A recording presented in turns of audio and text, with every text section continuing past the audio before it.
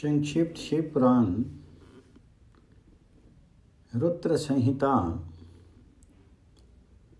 पार्थिव की तपस्या विषयक दृढ़ता, उनका पहले से भी उग्र तप, उससे त्रिलोकी का संतप्त होना तथा समस्त देवताओं के साथ ब्रह्मा और विष्णु का भगवान शिव के स्थान पर जाना। ब्रह्मा जी कहते हैं, मुनीश्वर, शिव की प्राप्ति के लिए इस प्रकार तपस्या करते ही पार्थिव के बहुत वर्ष बीत गए। वे तो भगवान शंकर प्रकट नहीं हुए, तब हिमाचल, मैना, मेरु और मंदराचल आदि ने आकर के पार्थिव को समझाया और शिव की प्राप्ति को अत्यंत दुष्कर बता करके उनसे ये अनुरोध किया कि तुम तपस्या छोड़ करके घर को लौट चलो।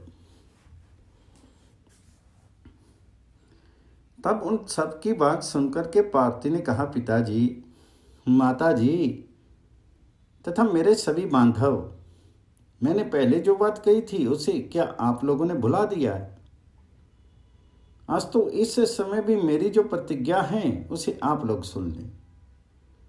जिन्होंने रोज से कामदेव को जला करके भस्म कर दिया है, वे महादेव जी यद्यपि विरक्त हैं तो भी मैं अपनी तपस्या से उन भक्तवत्सल भगवान शंकर को अवश्य संतुष्ट करूंगी। आप सब लोग प्रसन्नतापूर्वक अपने अपने घर को जाइए। महादेव जी संतुष्ट होंगे ही, इसमें अन्यथा विचार की आवश्यकता नहीं है। जिन्होंने कामदेव को जलाया है, जिन्होंने इस पर्वत के वन को भी जला करके भस्म कर दिया है, उन भगवान शंकर की मैं केवल तपस्या से यही बुलाऊंगी। महाभागगण, आप ये जान लें कि महान तपोबल से ही भगवान सदाशिव की सेवा सुलभ हो सकती है। ये मैं आप लोगों से सत्य सत्य कहती हूं। समधुर भाषण करने वाली पर्वतराज कुमारी शिवा, माता मेनका, भाई मैनाक, पिता हिमालय और मंदराचल आदि से उपयुक्त सब बात कहकर के शीघ्र ही चुप हो गई। शिवा के ऐसा कहने पर वे चतुर चालाक पर्वत, गिरिराज, सुमेरु आदि गिरजा की बारंबार प्रशंसा करते हुए अत्यंत विस्मित होकर के जैसे आए थे वैसे ही लौट गए। उन सब के चले जाने पर सखियों से घिरी हुई पार्थिव मन में यथार्थ निश्चय करके पहले से भी अधिक उग्र तपस्या करने लगी। मुनिश्रेष्ठ, देवताओं, असुरों, मनुष्यों और चराचर प्राणियों सहित समस्त त्रिलोकी उस महती तपस्या से संतप्त हो उठी।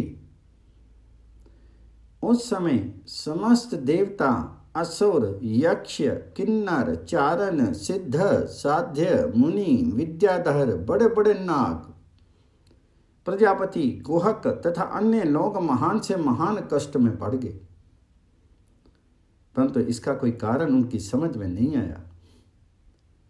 तब इंद्र आदि सब देवता मिलकर के गुरु बृहस्पति से सलाह लेकर के बड़ी विहलता के साथ सुमेरु पर्वत पर मुझ विधाता की शरण में आए।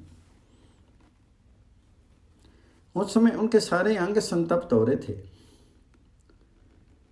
वहां आकर मुझे प्रणाम करके उन सभी व्याकुल और कांतिहीन देवताओं ने मेरी स्तुति करके एक साथ ही मुझसे पूछा, प्रभु, जगत के संतप्त होने का क्या कारण है? उनका ये प्रश्न सुनकर के मन ही मन शिव का स्मरण करके विचार पूर्वक मैंने सब कुछ जान लिया। इस समय विश्व में जो दाह उत्पन्न हो गया है वह गिरजा की तपस्या का फल है। ये जानकर मैं उन सब के साथ शीघ्र क्षीर सागर को गया। वहां जाने का उद्देश्य भगवान विष्णु से सब कुछ बताना था। वहां पहुंच करके देखा भगवान श्री हरि सुखद आसन पर विराजमान हैं।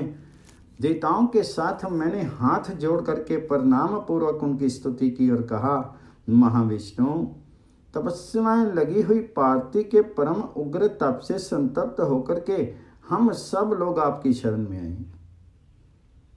आप हमें बचाइए, बचाइए। हम सब देवताओं की ये बात सुन करके शेष शैया पर बैठे हुए भगवान लक्ष्मीपति हमसे बोले। श्री विष्णु ने कहा, देवताओं, मैंने आज पार्थिव जी की तपस्या का सारा कारण जान लिया है। अतः तुम लोगों के साथ अब परमेश्वर शिव के समीप चलता हूं। हम सब लोग मिलकर के ये प्रार्थना करेंगे कि वे गिरजा को ब्याह करके अपने यहां ले आए। अमरो इस समय समस्त संसार के कल्याण के लिए भगवान से शिवा के पानी ग्रहण के लिए अनुरोध करना है।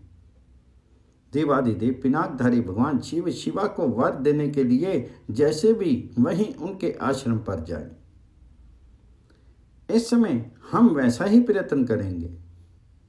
अतः परम मंगल में महाप्रभु रुद्र जहां उग्र तपस्या में लगे हुए हैं वहीं हम सब लोग चले।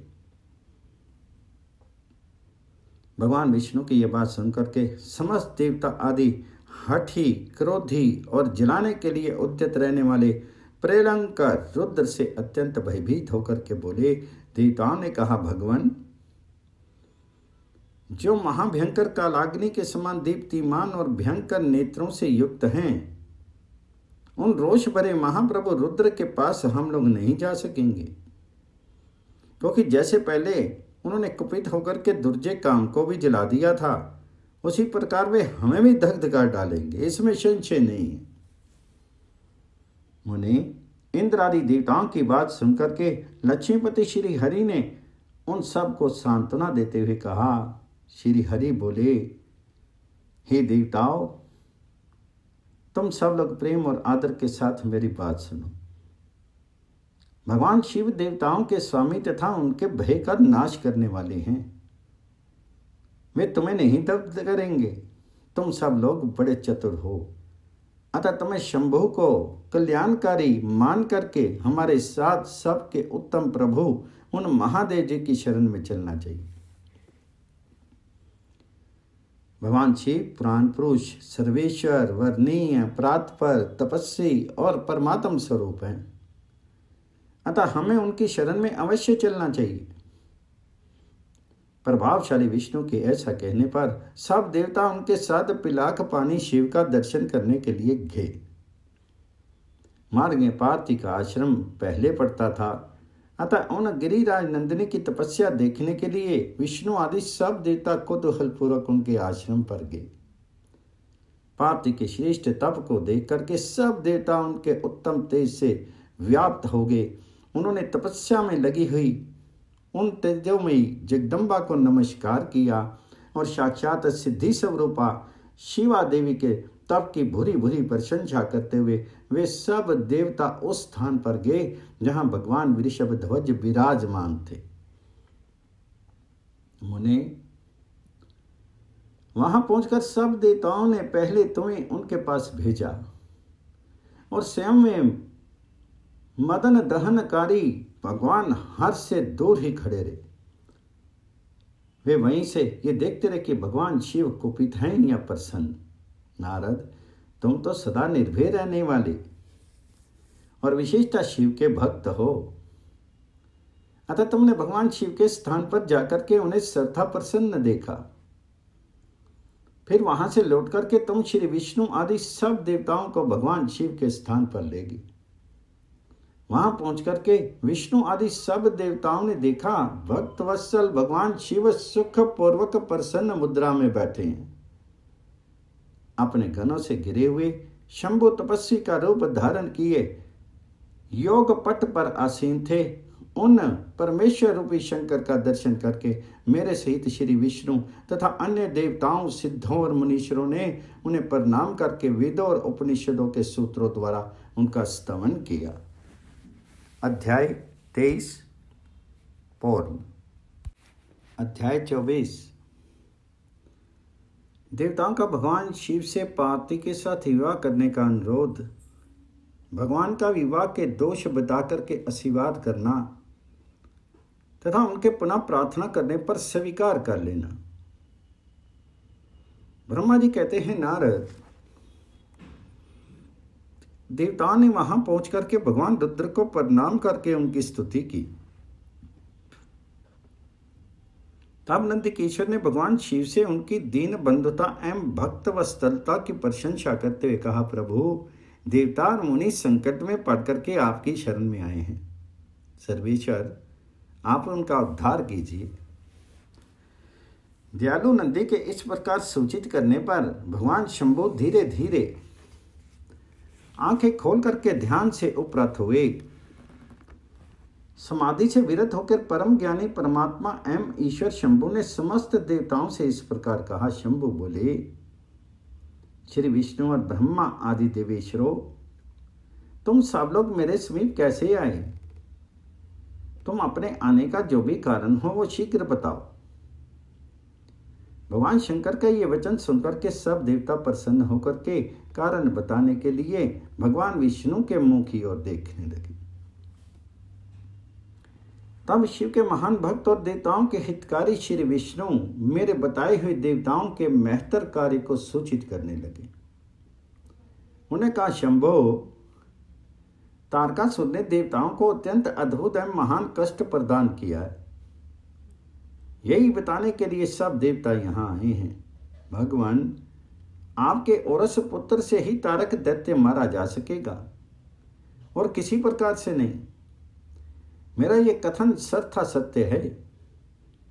महादेव, इस प्रकार विचार करके आप कृपा करें, आपको नमस्कार है। स्वामिन, तारकासुर के द्वारा उपस्थित किए गए इस कष्ट से आप देवताओं का उद्धार कीजिए। देव शंभु, आप दाहिने हाथ से गिरजा का पानी ग्रहण करें। गिरिराज हिमवान के द्वारा दी हुई महा अनुभावा पार्वती को पानी ग्रहण के द्वारा ही अनुग्रहित कीजिए। श्री विष्णु का यह वचन सुनकर के योग परायण भगवान शिव ने उन सब को उत्तम गति का दर्शन कराते हुए इस प्रकार कहा, देवताओं, ज्यों ही मैंने सर्वांग सुंदरी गिरजा देवी को स्वीकार किया तो ही समस्त सुरेश्वर तथा ऋषि मुनि नाकाम हो जाएंगे। फिर तो वे प्रामर्थ पथ पर चलने में समर्थ नहीं हो सकेंगे। दुर्गा अपने पानी ग्रहण मात्र से ही कामदेव को जीवित कर देगी। विष्णु, मैंने कामदेव को जलाकर के देवताओं का बहुत बड़ा कार्य सिद्ध किया। आज से सब लोग मेरे साथ सुनिश्चित रूप से निष्काम होकर के रहें। देवताओं जैसे मैं हूं, उसी तरह तुम सब लोग पृथक पृथक रह करके कोई विशेष प्रयत्न किए बिना ही अत्यंत दुष्कर एवं उत्तम तपस्या कर सकोगे। अब उस मदन के ना होने से तुम सब देवता समाधि के द्वारा परम आनंद का अनुभव करते हुए निर्विकार हो जाओ। क्योंकि काम नरक की ही प्राप्ति कराने वाला है।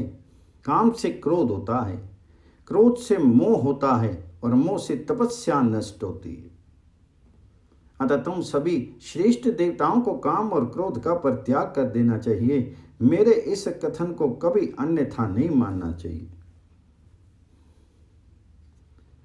ब्रह्मा जी कहते हैं, नारद, वृषभ के चिन्ह से युक्त ध्वजा धारण करने वाले भगवान महादेव ने इस प्रकार की बातें सुना करके ब्रह्मा विष्णु देवताओं तथा मुनियों को निष्काम धर्म का उपदेश दिया। तंत्र भगवान शंभु पुनः ध्यान लगा करके चुप हो गए और पहले की ही भांति पार्षदों से घिरे हुए सुस्थिर भाव से बैठ गए।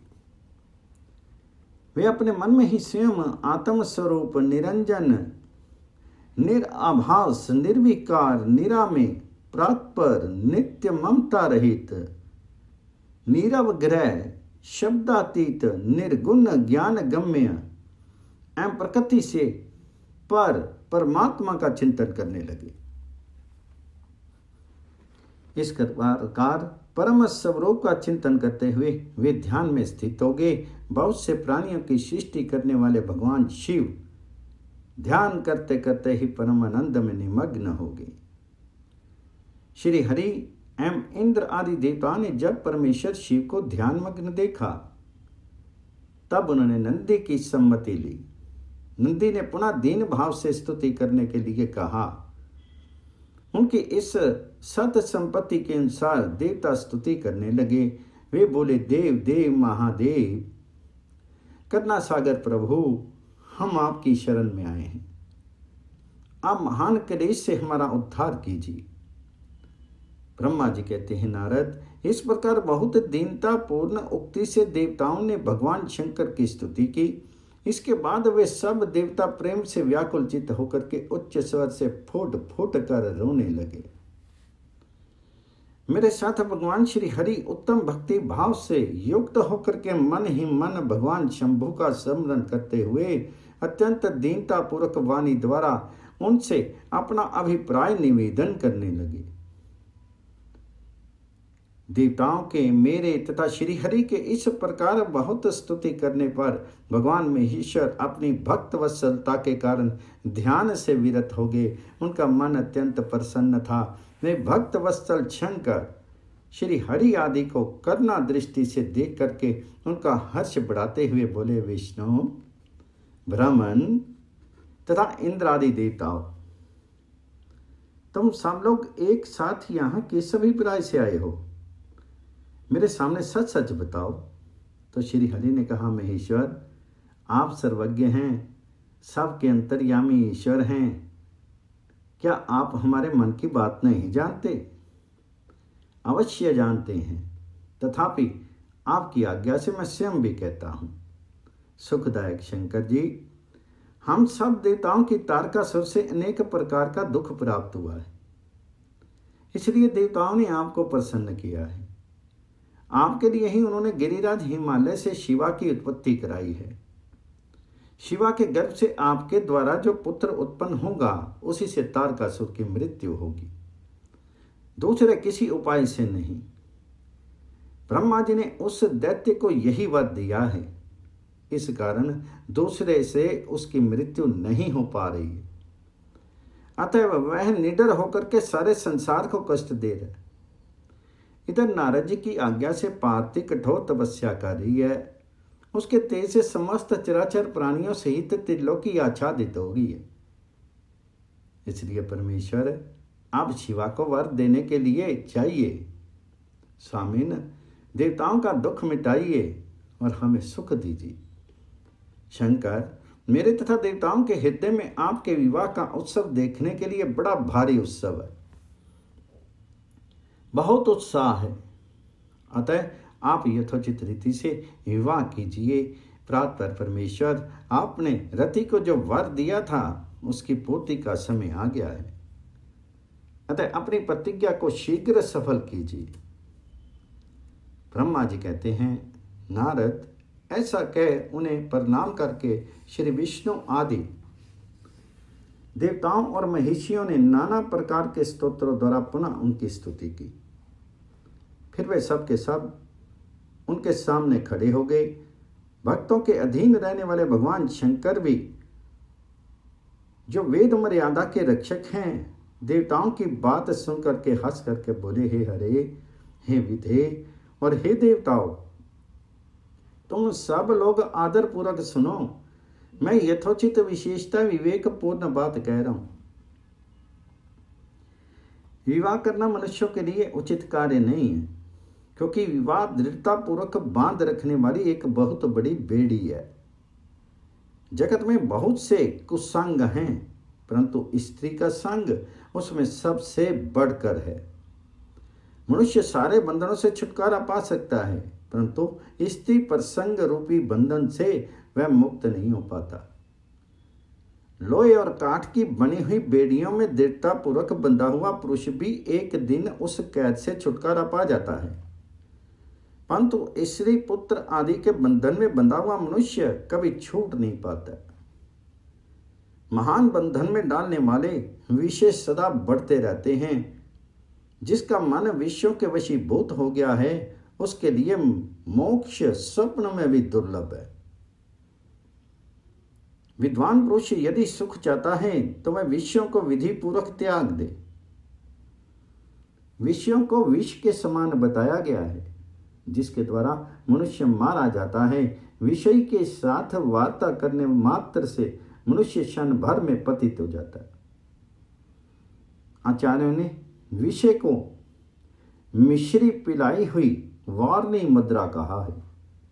यद्यपि मैं इस बात को जानता हूं कि यद्यपि विषयों के इन सारे दोषों का मुझे विशेष ज्ञान है, तथापि मैं तुम्हारी प्रार्थना को सफल करूंगा, क्योंकि मैं भक्तों के अधीन रहता हूं और भक्त वत्सलतावश उचित अनुचित सारे कार्य करता हूं।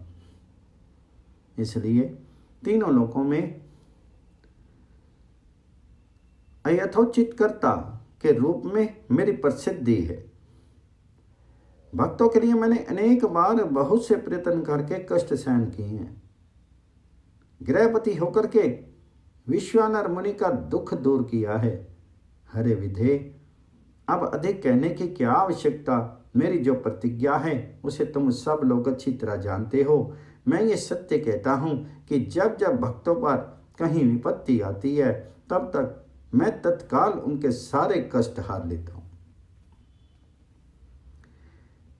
तारकासुर से तुम सब लोगों को जो दुख प्राप्त हुआ है उसे मैं जानता हूं और उसका हरण करूंगा।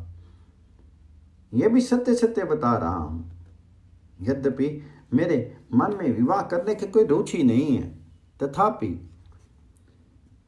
मैं पुत्र उत्पादन के लिए गिरजा के साथ विवाह करूंगा। तुम सब देवता अब निर्भय होकर के अपने अपने घर जाओ। मैं तुम्हारा कार्य सिद्ध करूंगा। इस विषय में अब कोई विचार नहीं करना चाहिए। ब्रह्मा जी कहते हैं, नारद, ऐसा कहकर के भगवान शंकर मौन होकर के समाधि में स्थित हो गए और विष्णु आदि सभी देवता अपने अपने धाम को चले गए। अध्याय 24 पूर्ण।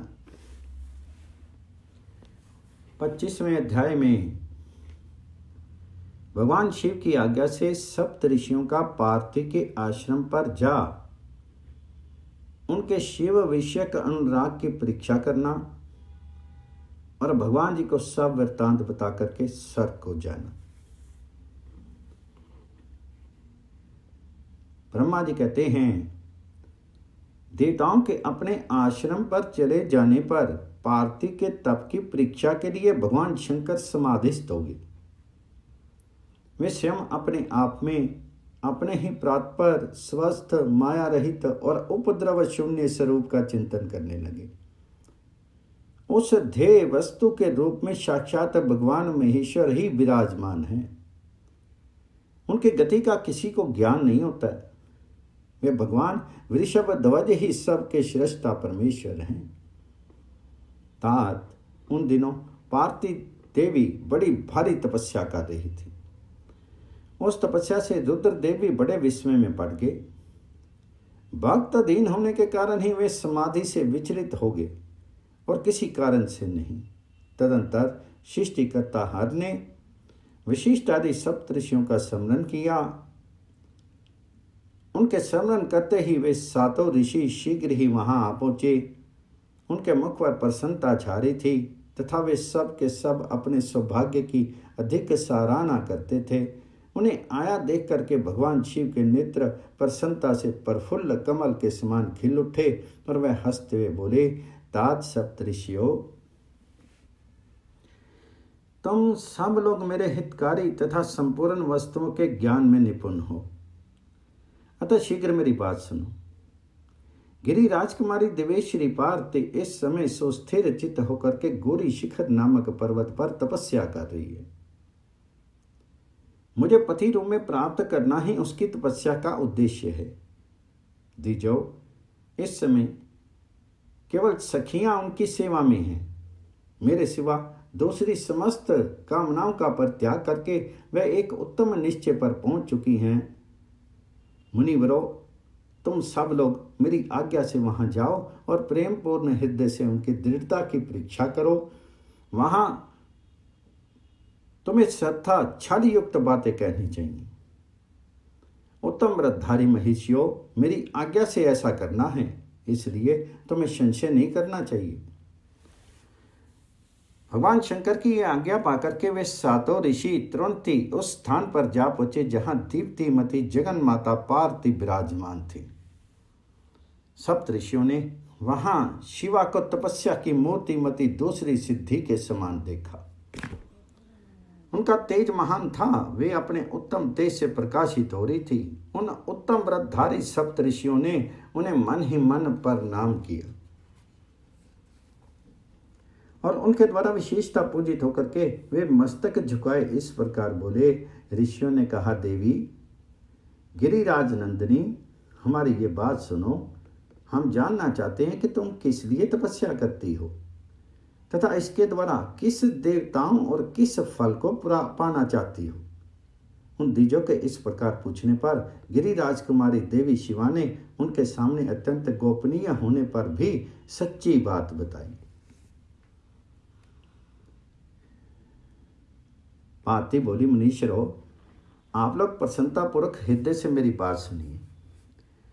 मैंने अपनी बुद्धि से जिनका चिंतन किया है, अपना वह विचार मैं आपके सामने रखती हूँ। आप लोग मेरी असंभव बातें सुनकर के मेरा उपहास करेंगे, इसलिए उन्हें कहने में संकोच ही होता है। तथापि कहती हूँ, क्या करूँ, मेरा ये मन अत्यंत दृढ़तापूर्वक एक उत्कृष्ट कर्म के अनुष्ठान में लगा है और ऐसा करने के लिए विवश हो गया है। ये पानी के ऊपर बहुत बड़ी और ऊंची दीवार खड़ी करना चाहता है।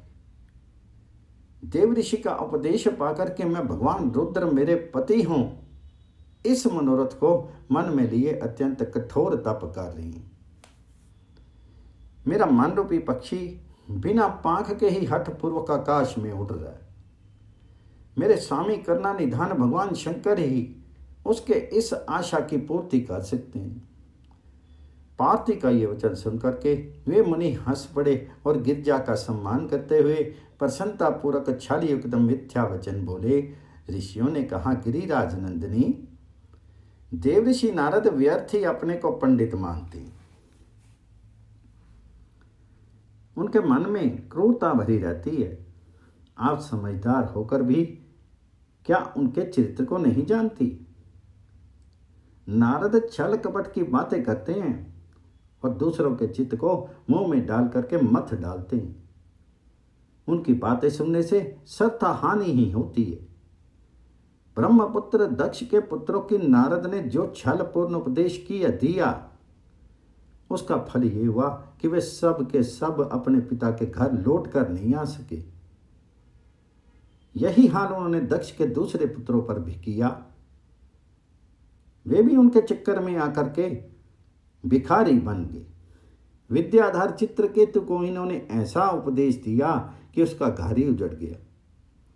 प्रहलाद को अपना चेला बना करके इन्होंने हिरण्यकश्यप को बड़े बड़े दुख दिलवाए।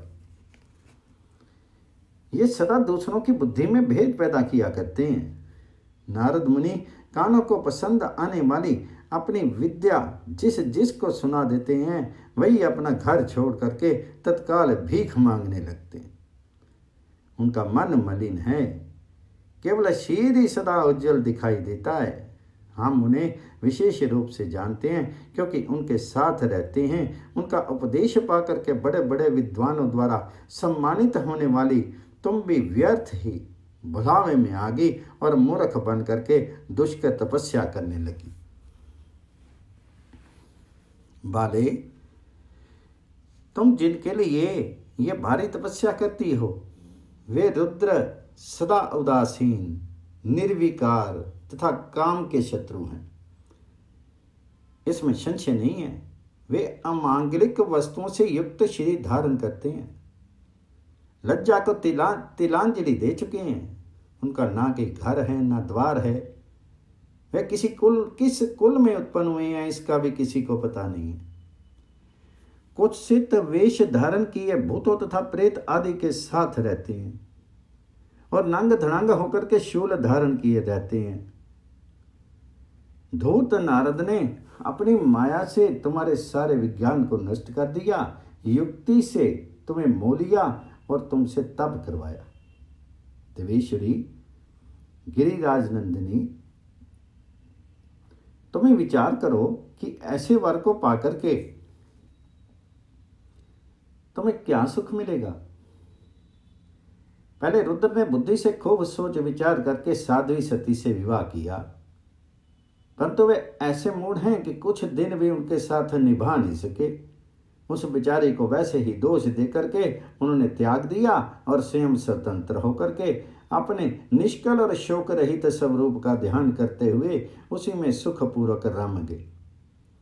देवी, जो सदा अकेले रहने वाले शांत संग रहित और अद्वितीय हैं। उनके साथ किसी स्त्री का निर्वाह कैसे होगा? आज भी कुछ नहीं बिगड़ा है। तुम हमारी आज्ञा मान करके घर लौट चलो और इस दुर्बुद्धि को त्याग दो। महाभागे, इससे तुम्हारा भला होगा। तुम्हारे योग्य वर हैं भगवान विष्णु, जो समस्त सद्गुणों से युक्त है। वे वैकुंठ में रहते हैं, लक्ष्मी के स्वामी हैं और नाना प्रकार की क्रीड़ाएं करने में कुशल हैं। उनके साथ हम तुम्हारा विवाह करा देंगे और वह विवाह तुम्हारे लिए समस्त सुखों को देने वाला होगा। पार्वती, तुम्हारा जो रुद्र के साथ ही विवाह करने का हठ है, ऐसा हठ को छोड़ दो और सुखी हो जाओ। ब्रह्मा जी कहते हैं, नारद उनकी ऐसी बात सुनकर के जगदम्बिका पार्वती हंस पड़ी और पुनः उन ज्ञान विशारद मुनियों से बोली। पार्वती ने कहा, मुनीश्वरों, आपने अपनी अपनी समझ से ठीक ही कहा है, परंतु द्विजो, मेरा हठ भी छूटने वाला नहीं है।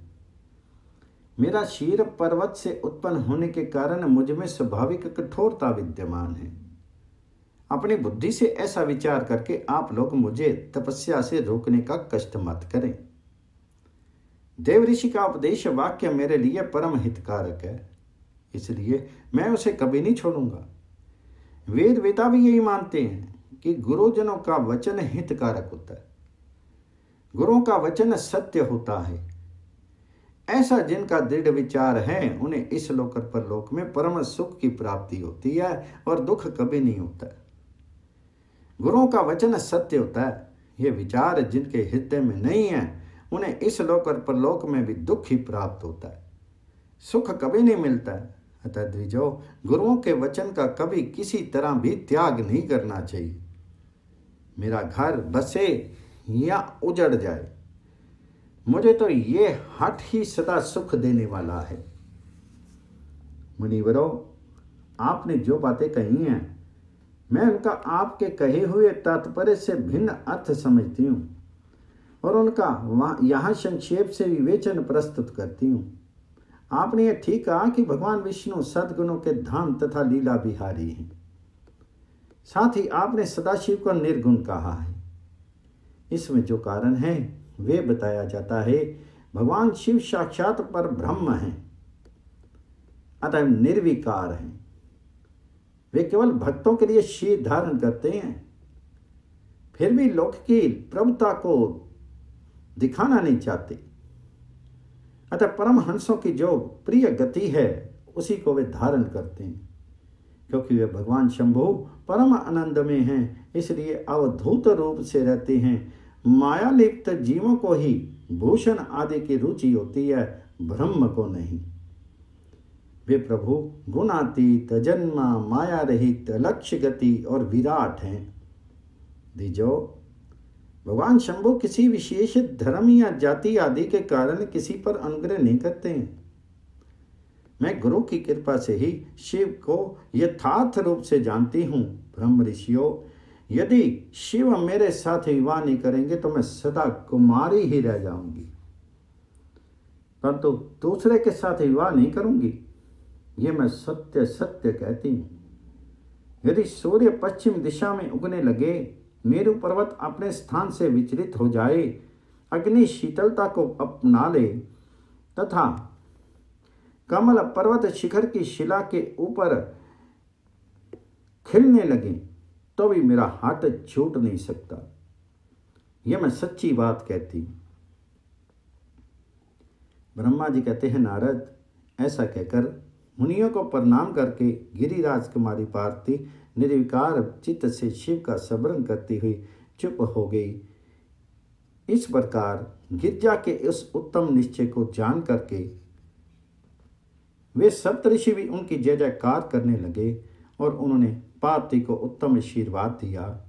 मुनि गिरिजा देवी की परीक्षा करने वाले वे सातों ऋषि उनको प्रणाम करके प्रसन्न चित्त होकर के शीघ्र भगवान शिव के स्थान को चले गए। वहां पहुंच करके शिव को मस्तक नवा करके उनसे सारा वृत्तांत निवेदन करके उनकी आज्ञा ले वे पुनः सादर स्वर्ग लोक को चले गए। अध्याय 25 पूर्ण।